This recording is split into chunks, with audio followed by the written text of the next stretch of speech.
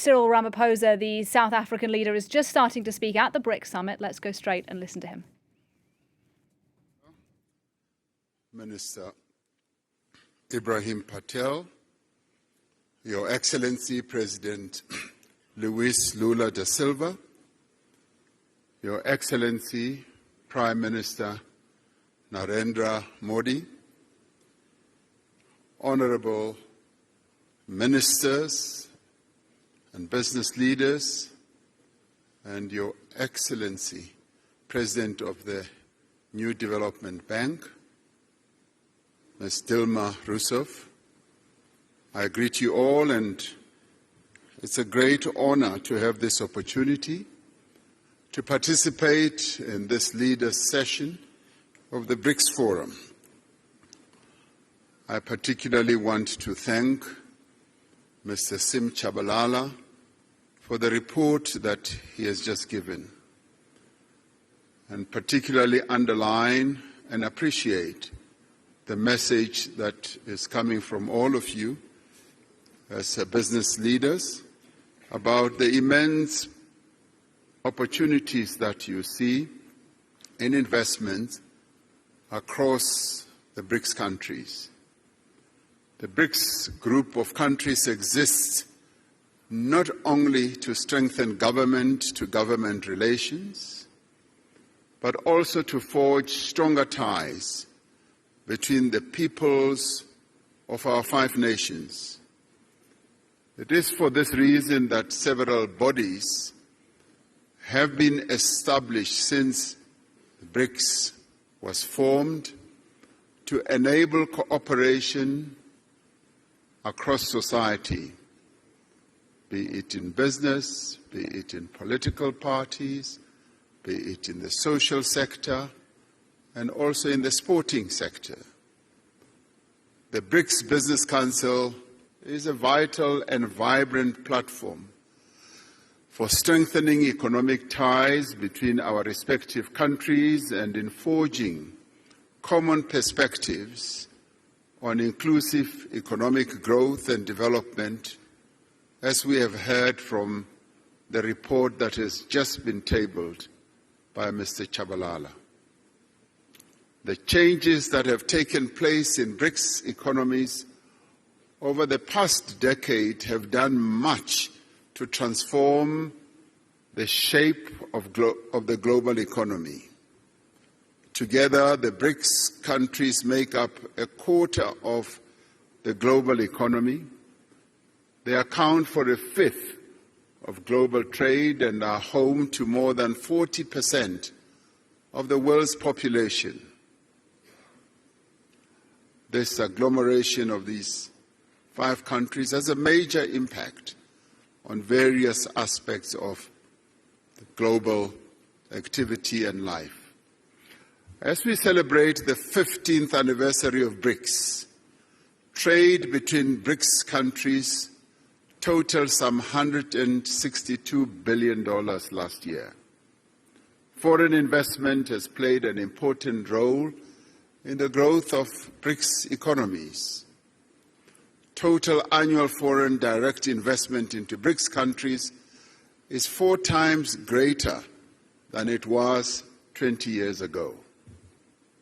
However, the new wave of protectionism and subsequent impact of unilateral measures that are incompatible with WTO rules undermine the global economic growth and development.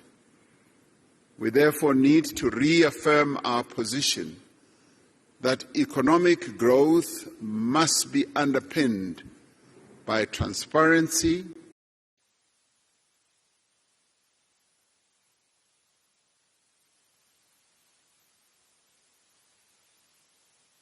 must be compatible with a multilateral trading system that supports a developmental agenda, the type of developmental agenda that the 5 countries that are members of BRICS have embraced right from the onset.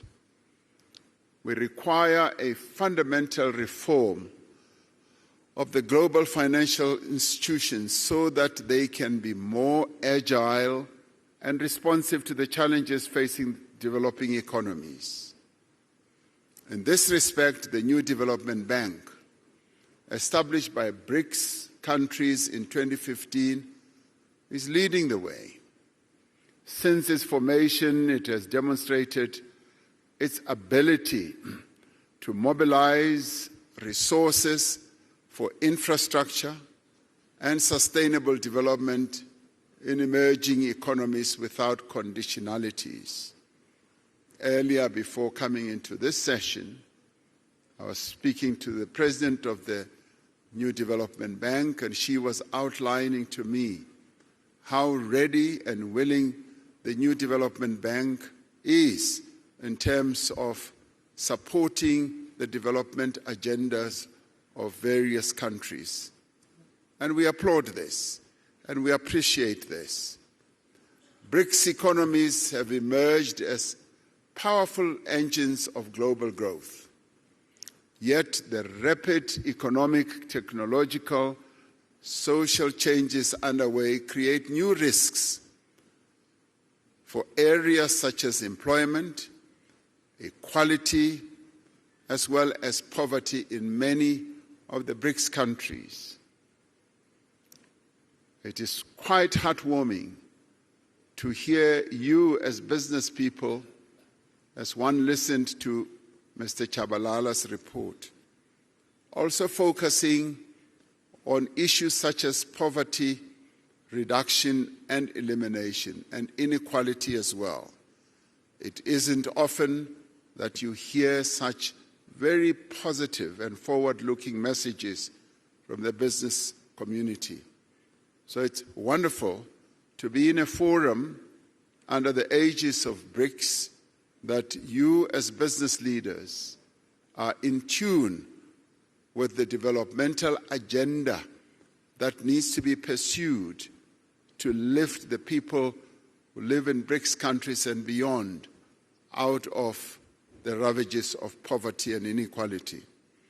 We therefore call on the business community to join hands with us to identify solutions to these and many other challenges affecting our respective economies. From a South African perspective, there is massive untapped potential for investment in our country and indeed on the African continent as well. In recognition of this potential, the theme for this 15th BRICS Summit is BRICS and Africa, the partnership for mutually accelerated growth, sustainable development, and inclusive multilateralism. Africa is a continent of great opportunity in industrialization process in a variety of sectors.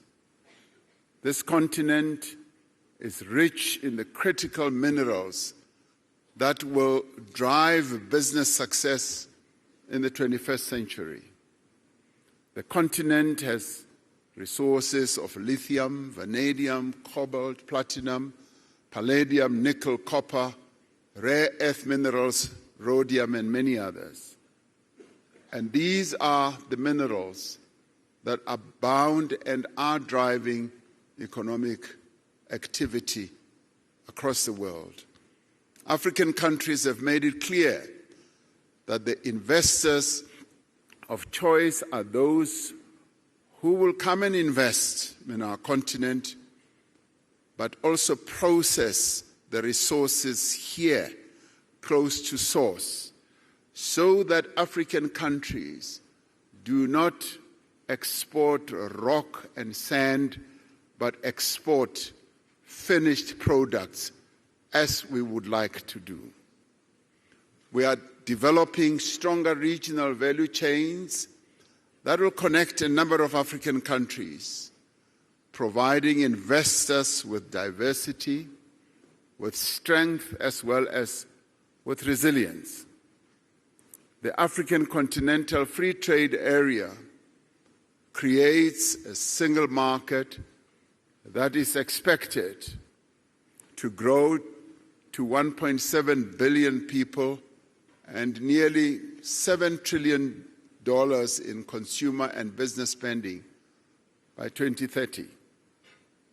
The success of the African Continental Free Trade Area will require a massive investment in infrastructure.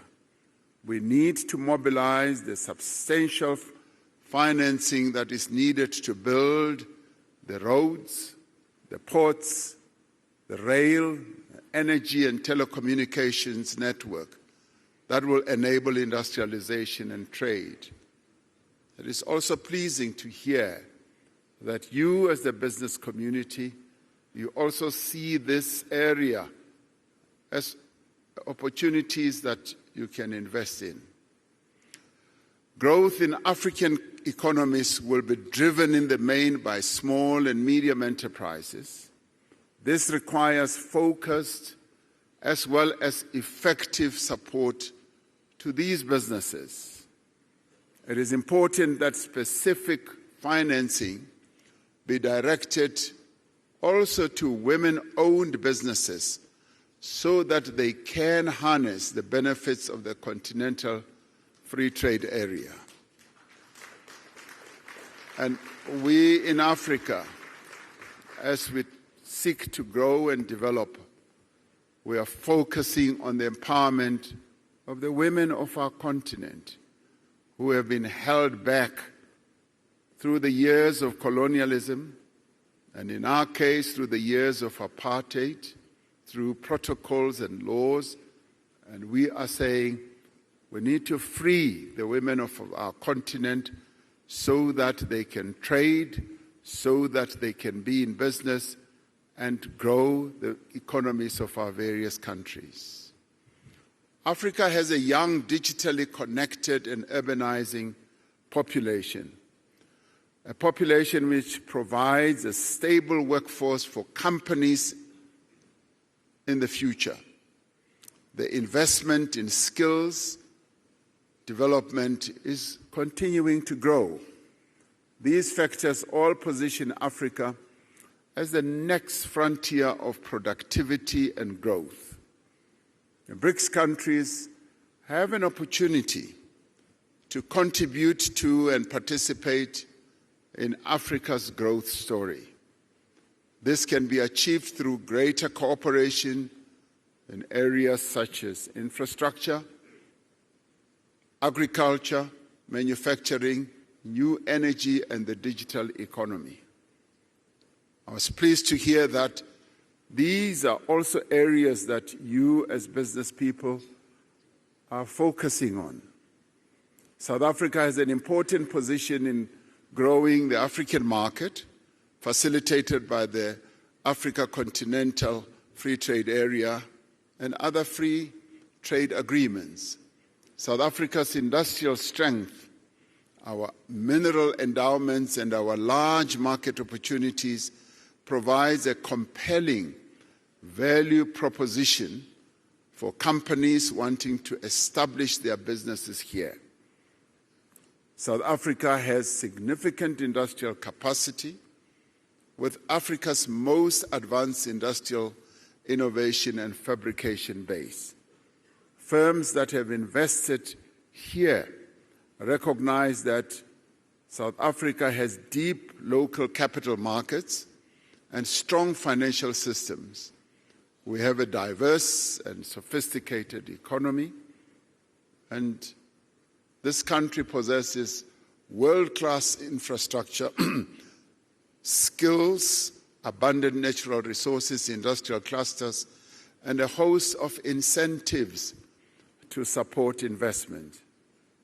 And many investment and partnership opportunities exist in renewable energy, in infrastructure, in aquaculture, in ICT, automotives, pharmaceuticals, and advanced manufacturing, amongst others. It is clear from the report that we have just received that this has been a very productive business forum. And I'd like, as I end, to commend the BRICS Business Council the respective ministers from the BRICS countries and officials, and all business leaders who have made a meaningful contribution for the success of this business forum, and to have all of you, almost 1,500, I'm told, to have this, what I see as a very successful business forum. I sincerely hope that your participation in this BRICS Business Forum will yield the productive outcomes that are required for us to catapult BRICS economies towards a more equitable and accelerated growth. In 2 hours or so, the BRICS leaders will sit together in a retreat to discuss a number of BRICS-related matters, and one of those is the expansion of BRICS. A number of countries, some of which are represented here, are seeking to be part of this BRICS family. And we appreciate that. It goes to show that the BRICS family is growing in its importance, in its stature, and also in its influence in the world. And we will be taking into account the various desires of various countries to be part of BRICS. So we hope to take into account the report of your discussions here as well, as we consider the way forward with BRICS. Your participation here really strengthens the BRICS story. It confirms that BRICS is an important player in the geopolitical and economic architecture of the world. And so we hope that it will continue to be so. Thank you very much for participating. We thank you.